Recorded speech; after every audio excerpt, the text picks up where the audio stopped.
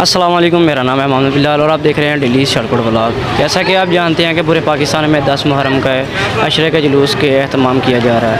तो आज हम खड़े हैं सियालकोट कैंट के अंदर। आप मेरे पीछे देख सकते हैं कि जुलूस की एक बड़ी तादाद यहाँ पे मौजूद है और सिक्योरिटी के इंतजाम को बहुत बेहतर बनाया गया है। किसी भी हंगामी सूरत हाल से निपटने के लिए पंजाब पुलिस और डिफेंस पुलिस का भी अमला यहाँ पर मौजूद है।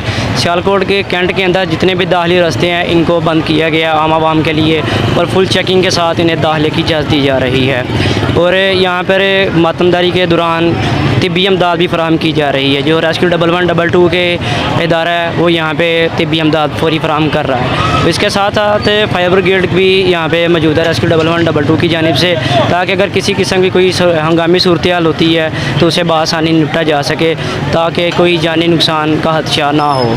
शूरा के जुलूस की जो चंद मनाजर हैं हमने वो आपको दिखाए हैं। लंगर का खसूसी एहतमाम किया गया है, सबीलें लगाई गई हैं। तो सिक्योरिटी के जो इंतज़ाम हैं वो बहुत ही बेहतर बनाए गए हैं।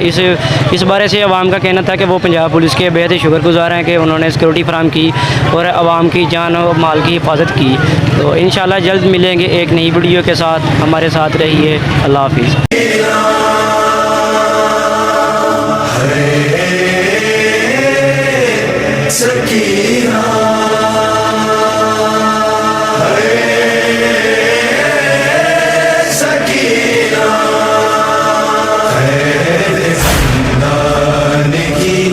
जब खबर पाएंगे छोटी ज़हरा जहाँ से गुजर जाएगी।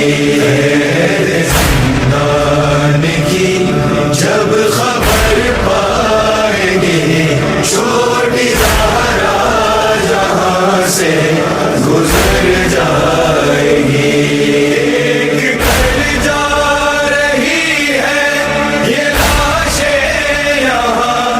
इसका जिंदा भी कब्रों के हैदर में इसका जिंदा भी कब्रों के हैदर में मार डालेगी कब्रों की हम साएगी छोटी ज़हरा जहाँ से